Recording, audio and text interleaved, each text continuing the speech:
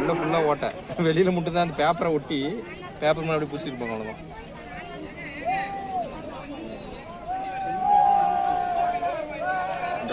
Gap கழட்டுற மாதிரி போட்டது காரணம் தான். 10 அடிக்கு மேல வைக்க கூட வந்தாங்க. 10 அடிக்கு மேல வரது அந்த கிரேடத்தை கழட்டிக்குவாங்க. கழட்டி அப்புறம் வந்து மாட்டிட்டு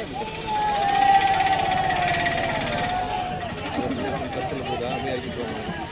உள்ள ஓட்ட பார்த்து வந்து ஃபுல்லாக ஓட்ட வெளியில் பேப்பர்